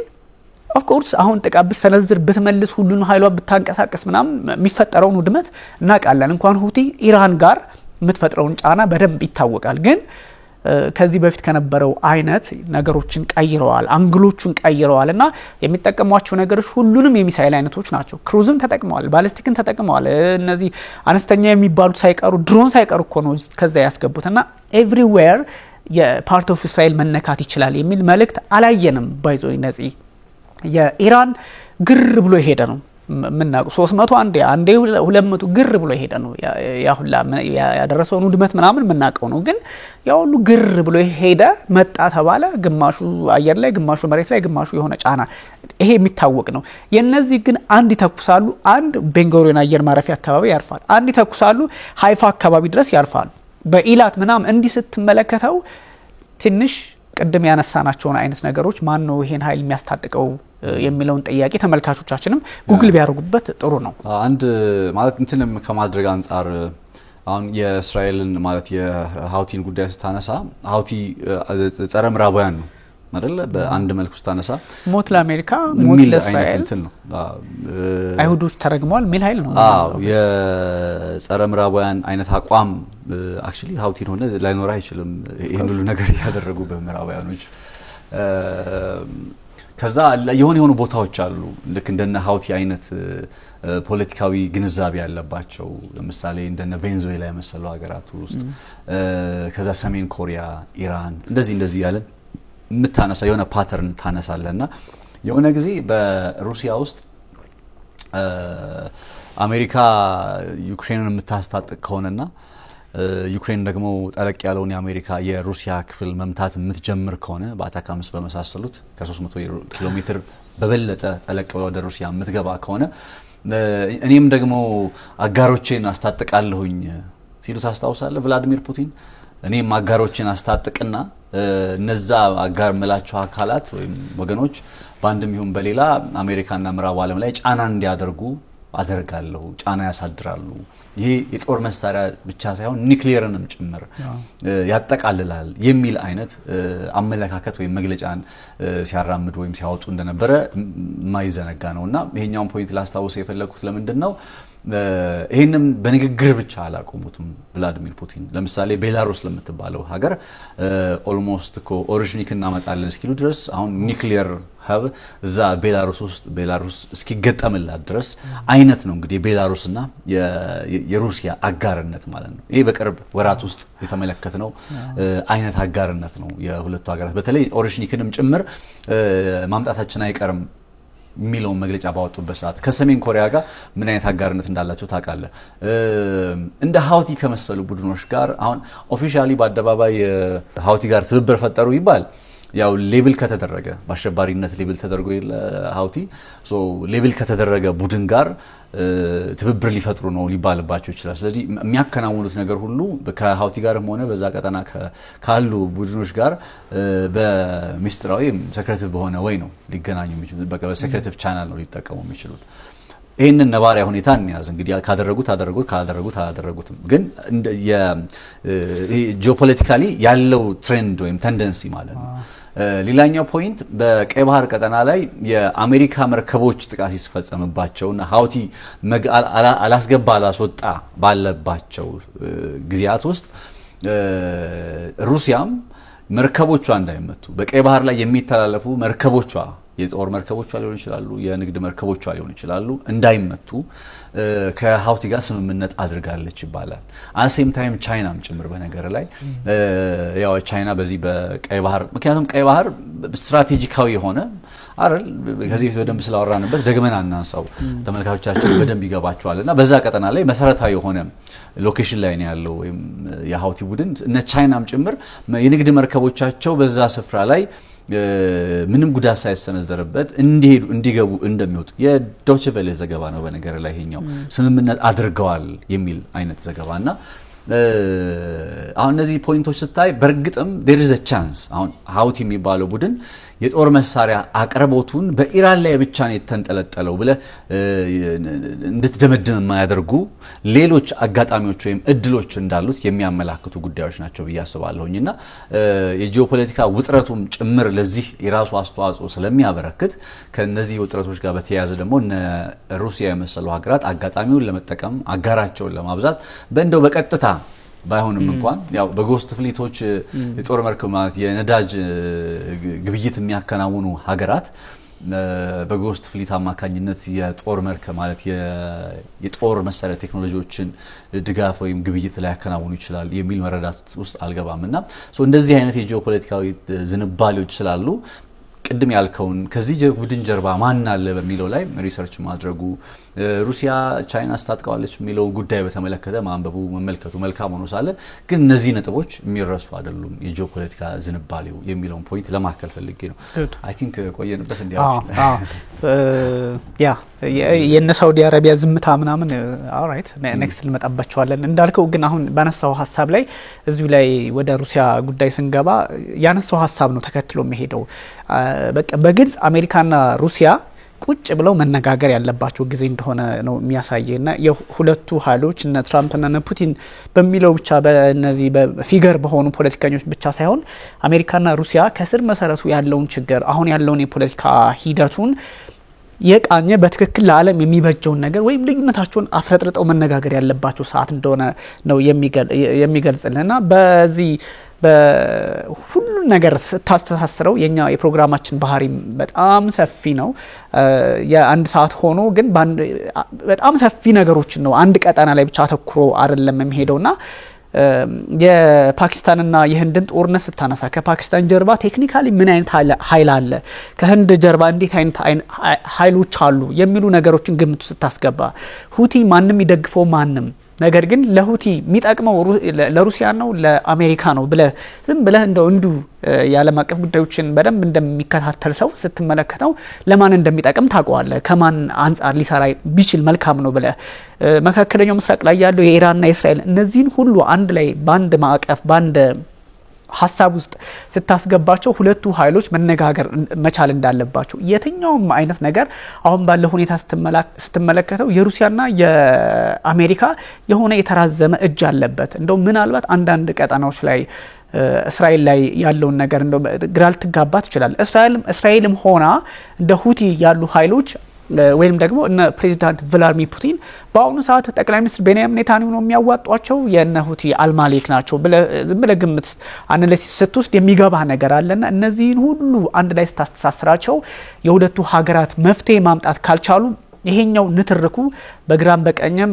የሆነ አንዱ በዚህ አቅጣጫ ሲሄድ ሌላው በዛ አቅጣጫ ሲሄድ በግልጽ ሲፈልጉ ሳተላይት ሲፈልጉ ደግሞ የኮንቬንሽናል የሚባሉ የጦር መሳሪያዎችን እያስታጠቁ ያለምን ፖለቲካ የቀዝቃዛው ዓለም ጦርነት ሜንታሊቲ ከዛም የተሻገረ ነገር ውስጥ ሊገቡ የሚችሉበትን እድል የፈጠረ ስለሆነ የሁለቱ ሀገራትን በዚህ ጉዳይ ላይ በሆኑ ጉዳዮች ላይ በዓለም ፖለቲካ ላይ ጥርት ያለ አቋም አንድ ላይ መስራትም ካለባቸው መስራትም ከሌለባቸው ካልወሰዱ በስተቀር ይህ አይነት ጥርት ያላለ ትርምስ እንደሚቀጥል ነው የሚያሳየውና ይሄ ወደ ፑቲንና ትራምፕ በተለይም ትራምፕ ፕሬዚዳንት ቭላድሚር ፑቲንን እንግዲህ 367 ምናምን ድሮኖችና 9 ኦር ምናምን ሚሳይሎችን ተጠቅመው ሙሉ ዩክሬንን ጥቃት በሰነዘሩበት ሰዓት ላይ ፕሬዚዳንት ቭላድሚር ፑቲን ድርድር ውስጥ ላይ ሆነን ሳለ ምን አድርገው ምን አስበው ምን እንደነካቸው አላቅም ያው እንግዲህ አሟቸዋል እክል ገጥሟቸዋል አብደዋል ዶናልድ ትራምፕ አብደዋል ፑቲን እስከማለት የደረሱበትን በጣም ለጋዜጠኞች ጋዜጣዊ መግለጫ ሲሰጡ ሐሳብ ይሰጡናሉ ስለ ጥቃቱ ሲባሉ እንዴት ነው ማልሰጣችሁ እንዴታ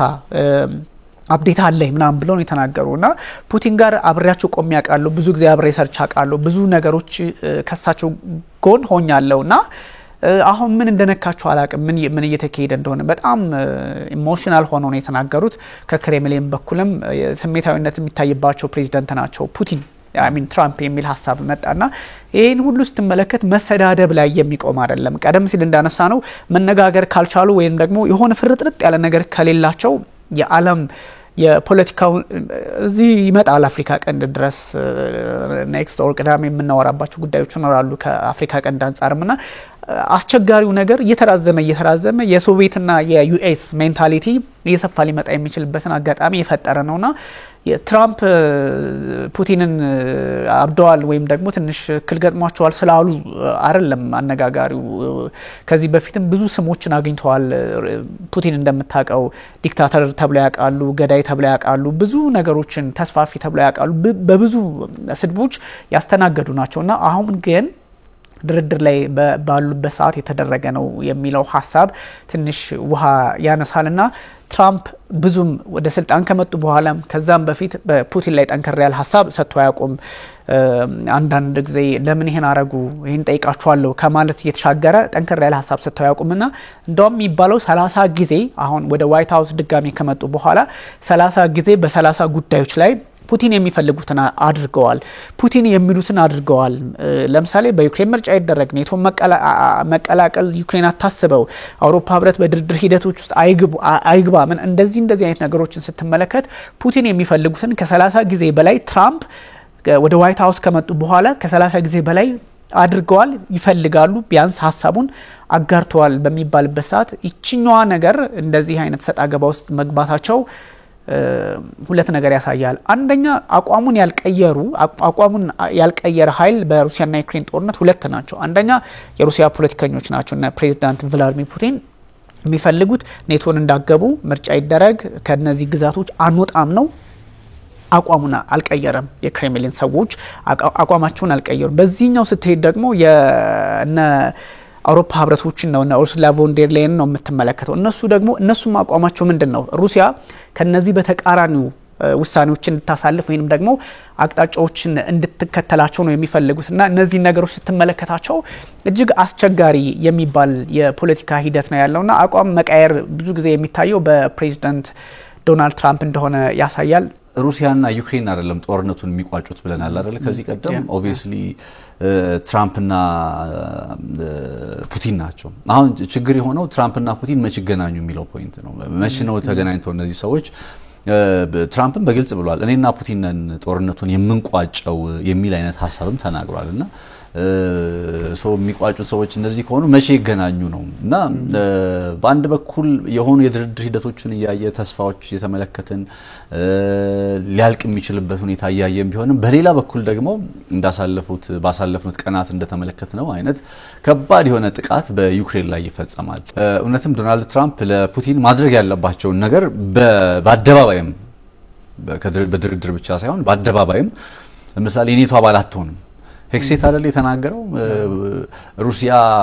ማለት ዩክሬን ከ2014 ድንበር በፊት አትመለስም፣ ወደ 2014 ድንበር አትመለስም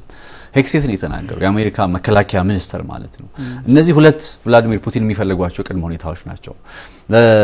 ማለት የክሪሚያን ጉዳይና ሴባስቶፖልን ጉዳይ ኦሬዲ ያለቀ ነው። የኔቶ አባልነት ጉዳይ ኦሬዲ ያለቀ ነው። እኛ እንኳን እርግጠኛ ሆነን እስከምናገር ድረስ አሜሪካ በዚህ ደረጃ ወደዚህ አይነት አቋም ውስጥ መጣለች። ስቲል ግን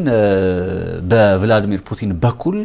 አንድ ለድርድር ጫና ለማሳደር ነው ወይስ ምንድነው አላማው በመተለው ሁኔታ ላይ ግራ በሚያጋባ ሁኔታ ጠንካራ የሆነ ጥቃት በዩክሬን ላይ ተፈጽሟል። አሁን የዚህም ጉዳይ እኮ መነሻችን የሆነው ጥቃቱ መፈጸሙ ነው። በጣም በርካታ ድሮኖች ከ300 በላይ ሚሳኤሎችም እንደዚህው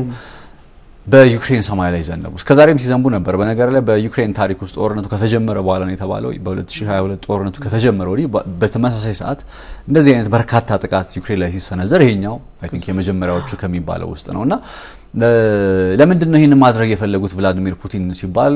በአንድ በልኩ የድርድር ጫና ስቲል በነ ቭላዲሚር ፑቲን በነ ዶናልድ ትራምፕ ላይ የድርድር ጫናዎችን ለማምጣት በድርድር ጠረጴዛ ላይ ሞር ፍላጎታቸውን አስከባሪ ሆኖ የሚወጡት እሳቸው እንደሆነ ለማረጋገጥ። ምክንያቱም ከቀን ወደ ቀን ወደ ድርድር ጠረጴዛው ላይ እየመጡ ነው እየቀረቡ ነው። በአንድም ይሁን በሌላ እንዲያውም ቅድም ኦፍ ዘ ሪከርድስ ናውራ እንደነበረው ቫቲካን ላይ መገናኘታቸው አይቀርም የሚሉ አይነት ዘገባዎችን ያየው ነበር ትላንት ምሽትና ምናልባት በቫቲካን ሊገናኙ ይችላሉ እነዚህ ሁለቱ ጠቅላላ መሪዎችና ስለዚህ ሲመጡ ግን አደን ኦፍ ዘ ዴይ ቭላዲሚር ፑቲንም የራሳቸውን ፍላጎት ይዘው ነው የሚመጡት፣ ዶናልድ ትራምፕም የራሳቸውን ፍላጎት ይዘው ነው የሚመጡትና እንደምታውቀው ኢቭን ከአውሮፓዎች እኮ ተነጥለዋል ዶናልድ ትራምፕ ከአውሮፓዎቹ ጋር በራሳቸው ኢኮኖሚያዊም ሆነ ፖለቲካዊ ምክንያቶች ከአውሮፓ ተነጥለዋል። አውሮፓ በዚህ ሰዓት ምንድነው እያለ ያለው? ዩክሬን ላይ ማለት ሩሲያ ላይ ጠንካራ ማዕቀብ እንጣል ጠንካራ ማዕቀብ እናክል። ዩናይትድ ኪንግደም ለምሳሌ ይሄ ጥቃት ከተፈጸመ በኋላ በሩሲያ ላይ ምንድነው ያደረገችው? ማዕቀብ ነው የጣለችው። እነ ጀርመን የመሰሉ ሀገራት የምን ድርድር ነው በቃ ጦርነቱን በደንብ አጠናክሮ መቀጠል ነው ወደሚል አይነት አቋም ማለት ከዚህ በፊትም የነበረ ግን አሁን በጣም ጠንካራ ብሎ የተገለጸ ወይም የተሰማ አይነት መግለጫ ነው የወጣው። ሌሎችም እንዲሁ የአውሮፓ ሀገራት እንዲህ አይነት አቋም ስለማዕቀብ ነው እያወሩ ያሉት ሩሲያ ላይ ስለመጣል። ወይራስ ዶናልድ ትራምፕ ግን ሩሲያ ላይ የምን ማዕቀብ ነው የሚጣለው ወይም ሩሲያ ያለባት ማዕቀብ ጭምር ሊነሳ ይገባል ብለው በሩሲያና በአሜሪካ መካከል የኖርማላይዜሽን ግንኙነቱን ወደ ማደስ አይነት ዝንባሌ ውስጥ ነው ያሳየ የሚገኘው። በዚህ ሁሉ ቴንደንሲ ውስጥ ነው እንግዲህ በቭላዲሚር ፑቲን ዘንድ ወይም በቭላዲሚር ፑቲን በኩል እንዲህ አይነት ጠንካራ የሆኑ ጥቃቶች የተሰነዘሩ የሚገኙት። እነዚህ ጥቃቶች አላማቸው ምንድነው? ከዚህ ጀርባ ቭላዲሚር ፑቲን ምንድነው ማሳካት የፈለጉት የሚሉ ጥያቄዎች መሰረታዊ ናቸው። በዚህ መካከል እንግዲህ አሜሪካ የዩክሬንን የሰላም እቅድ ተቀብላለች። የሰላም እቅድ ማለት ታስታውስ ከሆነ ቭላዲሚር ማለት ዘለንስኪም ጭምር በተደጋጋሚ ሲያወሩት የነበረ ሐሳብ አለ። የፒስ ፕሮፖዛል ያሉ ሲያነሱ የነበረው ሐሳብ አለና ይህንን የፒስ ፕሮፖዛል ዩክሬን ወይም ዘለንስኪ የሚፈልጉትን የሰላም እቅድ የስምምነት ነጥቦች የተጠቃለለበት ሐሳብን አሜሪካ ተረክባለች። ኬት ኬሎግ ተረክብያለሁ ብለዋል። ዜና አሁን የሚቀረው በሩሲያ በኩል ያለውን የሩሲያን የሰላም እቅድ ወይም ሩሲያ ይህንን ጦርነት እንዴት ልታቆመው ወይም እንዴት ቢቆም ደስ ይለኛል ብላ የምታስባቸው ነጥቦች ለአሜሪካ ታስገባለች ተብሎ ይጠበቃል። ይህንን ነገር አይተን ቀላቅለን ወይም የጋራ ኢንተርሴክሽን የሆኑ ነጥቦችን አውጥተን ወደ ልባት እንሄዳለን ነው የነ ትራምፕ እቅድና አካሄድ የሚመስለው። ግን I don't think it is easy. አሁን this time በጣም ግልጽ የሆነ ያለው ነገር ምንድነው ቀላል የሚሆኑ አይነት አይደለም። ለምሳሌ ቀላል ከማይሆንበት ነጥብ አንዱ ዩክሬን ምንድነው የምትለው ከምታስቀምጣቸው የሰላም እቅዱ ብላ ከምታስቀምጣቸው ነጥቦች መካከል ዲኒውክሊራይዜሽን ነው። በዛ ቀጠና ላይ ያለብኝ የኒውክሊየር ስጋት አሁን የግዛት ቴሪቶሪ ማለት የሚሉት ነጥቦች እንዳለ ሆኖ ያው ያላነሳው ነጥብ ነው ብዬ ስለማስብ ነው ዲኒውክሊራይዜሽን የሚለው በተደጋጋሚ ዩክሬን በሩሲያ አማካኝነት የኒውክሊየር ጥቃት ይሰነዘርብኛል የሚል ዛቻ ይቀርብባታል። ይሄ ጦርነት ከተጀመረ በፊትም ከመጀመሩ በኋላም ደግሞ በዋናነትና ከዛ አሁን ደግሞ ዛፖሮዥያ እየተባለ የሚጠራውን የኒውክሊየር ማብለያ ጣቢያ የሚገኝበት ስፍራ በዩክሬን ውስጥ ምስራቅ ዩክሬን ያለው ማለት ነው ያዘችው ሩሲያ እንደሆነች ይታወቃል። ስለዚህ አሁን የግዛት ጥያቄን ከማንሳት ይልቅ ለነ ዩክሬን ምናልባት በሌላ ቋንቋ ግዛትን በሌላ ቋንቋ ስትገልጸው የግዛት ጥያቄን በሌላ ቋንቋ ስታቀርበው ምን ሆኗል ዲኒውክሊራይዜሽን ተብሎ አንደኛ ስጋት እንደማትደግን ወይም የኒውክሊየር ዛቻ ሩሲያ ዩክሬን ላይ የኒውክሊየር ዛቻ እንደማታሰማ ታረጋግጥ። ሁለተኛ ነገር ደግሞ ዛፖሮዥያ የሚባለው የኒውክሊየር ማብለያ ጣቢያ ያለበት ኤሪያ ኢሚዲየትሊ ሩሲያ ለቃ ትውጣ ከዛ በዩክሬን ባለሙያዎች ረከቡት ግን የዓለም አቀፉ የአቶሚክ ኢነርጂ ኤጀንሲ መጥቶ ይቆጣጠረው የሚል አይነት ሐሳብን አቀርባለች በዩክሬን የሰላም እቅድ ውስጥ። this is where the problem come ዛፖሮዥያ የሚባለው ግዛት ከነዛ ከምስራቅ ዩክሬን ሩሲያ ከያዘቻቸው ግዛቶች መካከል አንዱ ነው። ልትለቀው የማትፈልገው ስፍራ ነው ሩሲያ። አሁን ዩክሬን እነዚህ ግዛቶችን ገብቷል ንጽጽሩ እንዴት ይሆናል ማለት ነው የኒውክሊየር ጦር መሳሪያ አድቫንቴጅ ጭምር ልትወስድ ነው ሩሲያ። ዛፖሮዥያን መጠቀለል ከሆነ የኒውክሊየር ጦር መሳሪያ አድቫንቴጅ የኒውክሊየር ማብለያ ጣቢያ ጭምር ልትወስድ ነው። ስለዚህ ለዚህ ሲባል ሌላው ቢቀር የዩክሬን ግዛት የራሱ ጉዳይ ቢባል እንኳን ግን ለዚህ የኒውክሊየር ማብለያ ጣቢያ ጉዳይ ሲባል የዓለም አቀፉ ማህበረሰብ ከዩክሬን ጎን እንዲሆን እንግዲህ ያሰቡ ይመስላል ቮሎዲሚር ዘለንስኪና ይሄኛው አንደኛው ከሚያነሷቸው በሰላም እቅድ ውስጥ ከሚያነሷቸውና ከሩሲያ ጋር ግን ፍጹም የሚገናኙባቸው ከማይመስሉ ነጥቦች ውስጥ አብሮ ይቀመጣል። that's why this one አሁኑ የሰላም እቅድ ለነ ትራምፕ ሪሊ የዩክሬንንም የሰላም እቅድ ይቀበሉ የቭላዲሚር ፑቲንንም የሰላም እቅድ ይቀበሉ ግን እንዴት ነው ይሄንን ወደ ሁለቱ ኮምፕሮማይዝ እስከምን ያክል ድረስ ነው ሁለቱ ሀገራት የሚያደርጉት? ዩክሬን ማለት ሩሲያ ዛሬም ጥቃት ማድረስ ይችላል ዛሬም ዩክሬን እንደፈለኩ ማድረግ ይችላል ብላ በጦር መሳሪያ በላይነቷን በግልጽ እያሳየች ነው እየደበደበች ነው እያወደመች ነው። ዩክሬን ደግሞ የኒውክሊየር ጦር መሳሪያ ጣቢያዎች ያለች ነው። እነዚህ በቃ የማይታረቁ ህልሞች እንበል በጣም የተራራቁ እነዛን እንዴት ነው ዶናልድ ትራምፕ ማቀራረብ የሚችሉት? ስለዚህ ሰልችቷቸው እንዳይወጡ ጭምር የሚያሰጋ ሁኔታ እየመጣ ነው ለማለት ያክል ነው። ይሄኛው ሌላ አይነት መልክ እንዳያመጣ በእርግጥ ፑቲንም በድርድር ሂደት ላይ ያሉ እነ ትራምፕ መፍትሄ እናመጣለን በሚሉበት ሰዓት ላይ ይሄን ማድረጋቸው ትራምፕ ያሉትን ነገር ድጋሜ እንድትመለከተው ሊያደርግ ይችላል። እርግጥ ነው ድርድር ላይ ያሉ በዚህ አስከፊ በሚባል ሁኔታ ታይቶ በማይታወቅ ሁኔታ የሚሳኤልና የሰው አልባ አውሮፕላን ወይም ድሮን ጥቃት ማዕበል ልትለው ትችላለ እሱ ላይ ሙሉ ዩክሬን ነው ሲያምሱት የነበረውና ከሰሞኑ ሁሉ ለሰኞ ነገር እና እሱን ስትመለከት የትራምፕ ሐሳብ ውሃ ያነሳል። ግን አሁን ደግሞ አስቸጋሪው ነገር ሌላ መልክ ያለው ጉዳይ ነው። የአዲሱ የጀርመኑ መራሄ መንግስት ፍሬድሪክ ሜርዝ ያሉት ነገር አለ። ከዚህ በኋላ የዚህ ረጅም ርቀት ተወንጫፊ ሚሳኤል ሊሚቴሽን አልነበረ እነሱን ከዚህ በኋላ ዩክሬን ምድር ላይ አይሰሩም የገቡት በሙሉ የፈለጉት ቦታ ላይ ሞስኮም ይሁን የትም ቦታ ይሁን የኒውክሌር ጣቢያም ላይ ይሁን የፈለጉት ቦታ ላይ እስከደረሰላቸው ድረስ ኢላማቸውን እስከመቱ ድረስ መጠቀም ይችላሉ። ለዚህ ደግሞ ጀርመን ብቻ አይደለችም እንግዲህ የአሜሪካን ፈቃድ መጠየቅ ይኖርባቸው ይሆናል። የአሜሪካም የብሪታንያም የፈረንሳይም የሁሉም ኃይል መጠቀም ትችላለች የሚል መግለጫ ሰጥቷል። ይሄኛው ከክሬምሊን በኩል አደገኛ ምላሽ አምጥቷል። ሁለተኛው የዓለም ጦርነት በኋላ ከሂትለር በኋላ ሩሲያ ጀርመንን ኢላማ የምታደርግበትን አንዳች ቻፕተር ከፈቱ የሚል ሀሳብ ከክሬምሊን በኩል ወጣና ይሄ ምንድነው ታውረስ ብዙ ጊዜ የምንለው አለ ታውረስ የሚባለው እሱን እንድትጠቀም ነው። ሜቢ አንድ ክሩዝ ሚሳይል ማላቸው የጀርመኖች እስከ 500 ኪሎ ሜትር የሚሄድ እሱን አሳልፈው ለመስጠት ሁላ ነው። ግን ሌላው ታውረስ የተባለው የገባው ዩክሬን ውስጥ ልትጠቀምበት የምትችለው ከ54 እስከ 84 ኪሎ ሜትር PHZ የሚባሉ አሉ። ከ54 እስከ 84 ኪሎ ሜትሮች ብቻ የሚሄዱ ናቸውና ኢቨን ከተያዙት ግዛቶች ሆና ብትተኩስ የሩሲያ ድንበር ላይ ያለመድረስ አጋጣሚና እድል አላቸው። እሱ ያን ያህል እንትን አይደለም። የስቶርም ሻዶውን ነው ከዚህ በፊት ተተኩሷል የብሪታንያው እሱ 250 ኪሎ ሜትር ነው። የአሜሪካው አታከምስ 300 ኪሎ ሜትር ነው። እነሱን እንግዲህ እጇ ላይ ያሉ ተብለው የሚታሰቡትን እነሱን በሚገባ እንድትጠቀምባቸው ፈቅደናል የሚል ሀሳብ ነው የሰጡትና ሜቢ ሌሎች ተጨማሪ የሚመጡ ከሆነ ደግሞ ዲፕ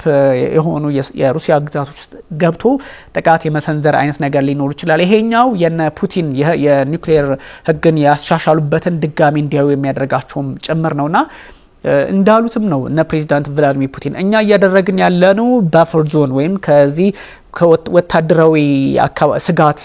ያለባቸው አካባቢን ነፃ ማድረግ እንደሚሉት አይነት ነው። ስለዚህ 500 ኪሎ ሜትር አርቀው እስከ ኪየቭ ከሄዱ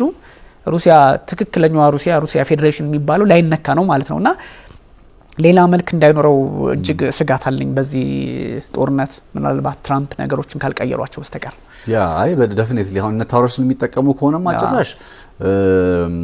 አላቅም። አሁን እንዲያውም አዲስ ነገር የሆነብኝ ከ40 እስከ ከ60 እስከ 80 ኪሎ ሜትር ነው ታውረስ አይ ቲንክ ዩክሬን ውስጥ ያለው የተሰጣት እንጂ እስከ 500 ኪሎ ሜትር ይሄዳል። ሶ ያንንም የሚያገኙ ከሆነ አስበው 500 ኪሎ ሜትር ኦልሞስት እስከ ሞስኮ ድረስ የመድረስ አቅም የመሳሰሉ አጋብሎ ከተቆጣ የሚያደርሰው ጉዳት በዛው ልክ ይጨምራልና እንትና ይሄ እንትና ያለበት ደግሞ የክራይሚያ ውስጥ ያለው የክላቺ ድልድዩ ማን ነበር የሩሲያ ፌዴሬሽንና ከልቺ ድልድይ የሚባለው እሱንም ጭምር ከዚህ በፊት ለመምታት ጥረት ሲያደርጉ የነበረበት አንደኛው ከነስቶርም ሻዶውና ከሌሎቹ በተለየ አይ ዶንት ኖ ዋይ ታውረስ ነበር በጣም በብዛት ሲጠቀሙ የነበረው ሞክረዋል ነበር ድልድዩን ለመምታት የዩክሬን ጦር መሳሪያዎች እና ያን ጥቅም ላይ ያዋሉት እሱን ነበር። ሶ ራይት ነው አሁንም ድጋሜ እሱን ወደ መጠቀም ወይም እሱን ወደ እንትን የሚያስገቡት አይነት ከሆነ የበለጠ ስቲል ጫናውን አይ ቲንክ የሚያበዛ ይመስለኛልና አንድ ግን በጣም ኤክስፔክት ምን ታረጋለህ ብትለኝ በዚህ አካሄድ ላይ ምናልባት ነገሮቹ እየረገቡ በዚህ ሁሉ ጥረት መካከል እየረገቡ የሚሄድበት አይነት ይመጣና ጀርመን ስትል ነው ጀርመን በሁለተኛው ዓለም ጦርነት መጠናቀቂያ ላይ ያው ተሸንፋ ስለነበረ አሁን ማነች ካሊኒንግራድ ነው የምትባለው ካሊኒንግራድ እዚ በፖላንድና በቤላሩስ መካከል ያለች አንዲት አነስተኛ ቦታ አለች በባልቲክ ሲ በኩልና ያቺ ወሳኝ ስፍራ ነች ለሩሲያ። በዛ ስፍራ ላይ እንደምታውቀው የወታደራዊ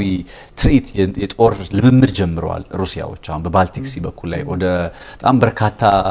ጦር መርከቦችን የሚያጠቃልል ከ3000 በላይ ወታደሮች የሚጠቃለሉበት የአየር ላይ ኃይልም ጭምር አብሮ የሚቀላቀለው ወታደራዊ ልምምድ ያደረጉ ነው ሩሲያዎች በባልቲክ ሲ በኩልና ያቺ ካሊኒንግራድ የምትባለው ስፍራ ሁለተኛ ዓለም ጦርነት ሲጠናቀቅ ነው እንግዲህ እና ያንን ጉዳይ ያስታውሳል። የሁለተኛ ዓለም ጦርነት ሲያልቅ ስታሊን ሮዝቬልትና የእንግሊዙ ማን ነበር ቸርችል ሆነው ነው ያችን ስፍራ ሲከፋፈሉ ካሊኒንግራድን ለእንትና ያሰጧል ለሩሲያ ያሰጧል። ከዛ የተቀረው ክፍል ግን የጀርመን ነበር ስቲል ያካል በጊዜው ማለት ነው። አሁን ምን ልፈልግ ነው ይሄ የዚህ ጦርነት መጠናቀቂያ ባንድም ይሁን በሌላ ታች ያለችዋን የሴባስቶፖል ክፍልን ልክ እንደ ስታሊንግራድ በላይ በኩል በባልቲክ ሲ በኩል ስታሊንግራድ እንዳለችው ካሊኒንግራድ እንዳለችው በታች ደግሞ በጥቁር ባህር በኩል ሴባስቶፖልን በመያዝ የሚጠናቀቅ ከመሆን የሚለይ አይሆንም። ያው የፈለገ ጦር መሳሪያ ቢሰጡ ምናልባት ምስራቅ ዩክሬንን ለጀርመን ማለት ለዩክሬን ሊመለስ ይችላል። ከዛ ውጭ ግን ሴባስቶፖል በሚባለው ጉዳይ ላይ ቢካዝ የዚህ ጦርነት ሁሉ ማጠንጠኛ ከዚህ ቀደም በጣም እንዳልነው የጂኦፖለቲካው ፍላጎትና ግብ ስለሆነ ከዚህ የተለየ ውጤት ይኖረዋል ብዬ አላስብም። ምንም በቃ ጀርመኖቹ ቢገቡበትም ዶናልድ ትራምፕ ቢገቡም ባይወጡም ይበል በምንም አይነት ነገር በቃ አንድ ሰርቴን ሆኗል ብዬ የማስበው ነገር ልክ እንደ ሁለተኛ ዓለም ጦርነት ካሊንግራድ ሁሉ አሁን ደግሞ ሴባስቶፖል ተረኛዋ የሩሲያ ስትራቴጂካል ተጽዕኖ መፍጠሪያ ስፍራ ሆና የመቀጠሏን ጉዳይ ማየታችን ነው ብዬ አስባለሁ። ሩሲያ አድቫንቴጅ ሳይዙ ፑቲን አይደራደሩም። እናጠናቀቅ። ቴንክ ዩ በጣም ውድ ተመልካቾቻችን ስተከታተሉት የነበረው የኤንቢሲ ዓለም አቀፍ ነው የተለያዩ ሀሳቦችን በመካከለኛው ምስራቅ ጉዳይ በአውሮፓ በተለይም በሩሲያና በዩክሬን ጦርነት ሀሳቦችን አንስተናል። እንደወትሮው ነጻነት ላቀውና ቢኒያም ካሴ አብረናችሁ ቆይታ አድርገናል። ቸር ጊዜ ይሁንላችሁ።